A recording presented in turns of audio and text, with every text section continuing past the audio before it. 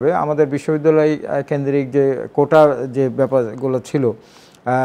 সেগুলোর অনেক ধরনের ব্যাখ্যা আছে, অনেক ধরনের, কিন্তু আমরা কোনো ব্যাখ্যায় না যেয়ে আমরা যেগুলোকে সাংঘর্ষিক মনে করেছি আমরা কিন্তু এই যে একদম ক্ষুদ্র নৃগোষ্ঠী, তারপরে আমাদের মুক্তিযোদ্ধার সন্তান, কোনো নাতিপুতি নয়, মুক্তিযোদ্ধার সন্তান, তারপরে ইয়েরা যারা আছেন শারীরিকভাবে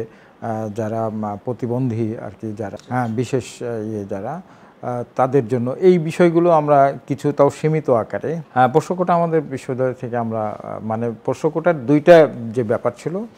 যে চর্চাটা হয়েছে পোষ্য কোটা যখন থেকে ছিল, এইটাও কিন্তু এটার এক ধরনের আমাদের অনেক ভুল বোঝার একটা ব্যাপার আছে যে এইটা পাস না করলে কাউকে নেওয়ার কোনো, কিন্তু গত 15 বছরে এটা পাস ফেলের নাম্বারটা নিয়ে যে 40-এ যদি পাস হয় এটা 23-19 পর্যন্ত নিয়ে আসা হয়েছে। ফলে আরেকটা জিনিস হলো যে এই জিনিসগুলো মানে এর তৈরির পেছনেও কিছু যুক্তি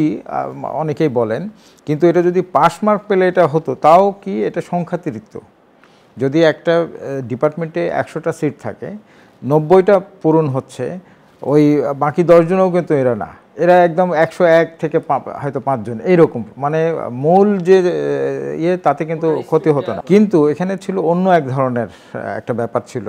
ওই যে ফেল করা ছাত্রদেরকে ঢোকানোর, এইভাবে এটাকে নষ্ট করা হয়। খেলোয়াড় কোটা একটা আমাদের আছে, তো খেলোয়াড় কোটায় আমরা একদম শর্ত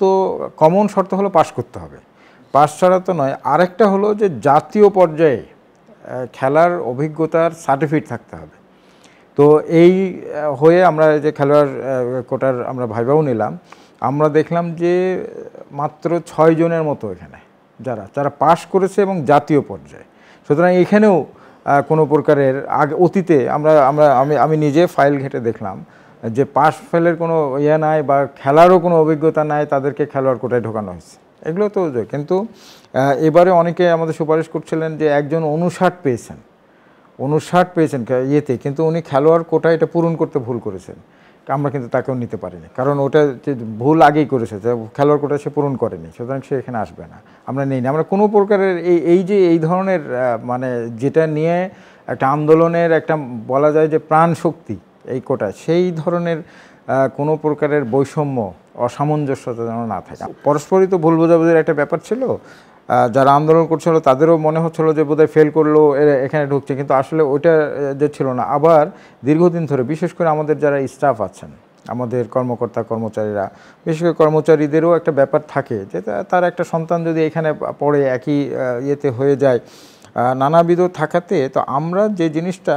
মানে হয়তো সবার সাথে আলোচনা করেই ভবিষ্যতে মানে আমরা এটা উঠানোই আছে।